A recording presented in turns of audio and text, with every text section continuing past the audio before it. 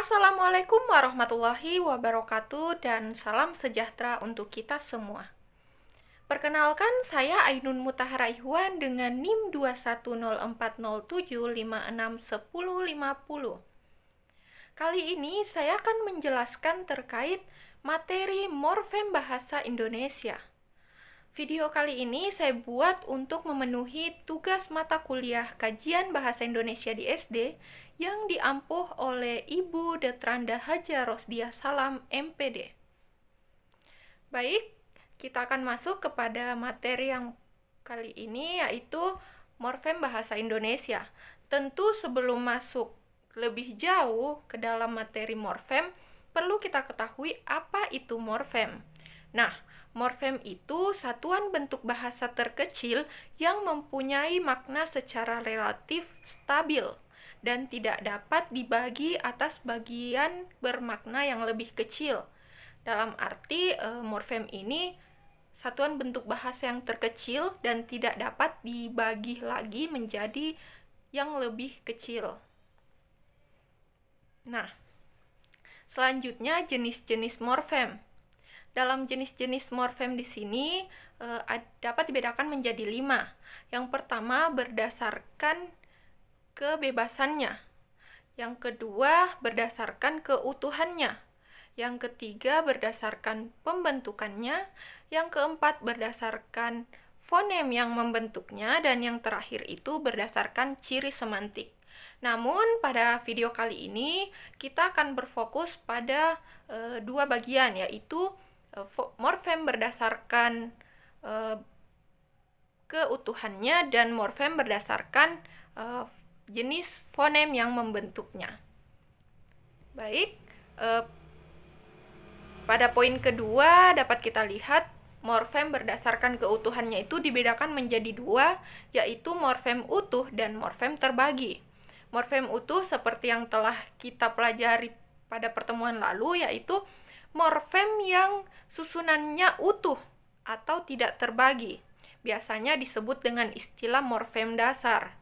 Ada banyak contoh daripada morfem dasar ini, seperti pergi, angkat, lantai, lari, dan lain sebagainya. Nah, selanjutnya yang kedua yaitu morfem terbagi. Morfem terbagi ini merupakan morfem yang perwujudannya dalam bentuk morfem yang diantarai oleh unsur lain atau terdiri dari 2 bagian yang terpisah.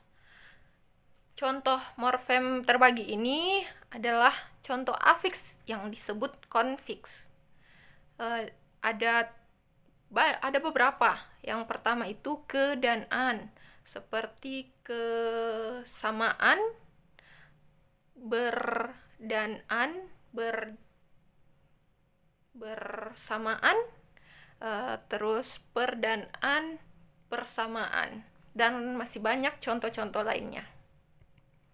Nah, kita melangkah pada poin keempat, jenis morfem yang berdasarkan jenis fonem yang membentuknya.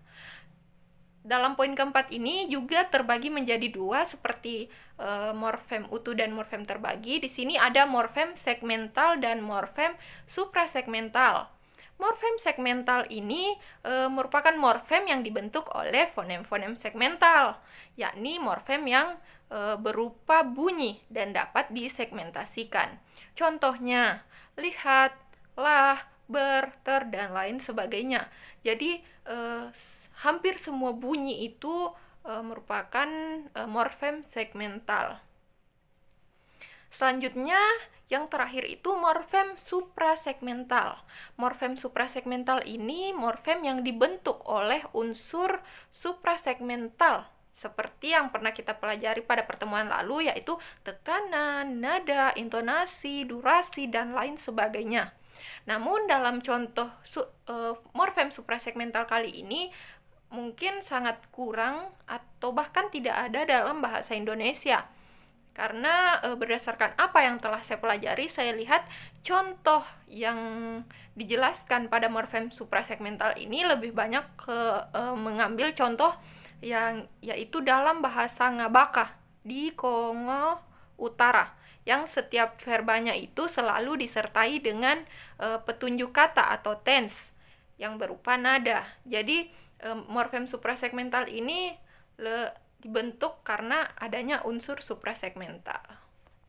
Baik, mungkin hanya itu yang bisa saya sampaikan terkait materi morfologi bahasa Indonesia atau morfem bahasa Indonesia. Saya rasa cukup sampai di sini saja penjelasan saya. Terima kasih. Semoga dapat dipahami dan semoga bermanfaat bagi kita semua. Terima kasih. Wassalamualaikum warahmatullahi wabarakatuh.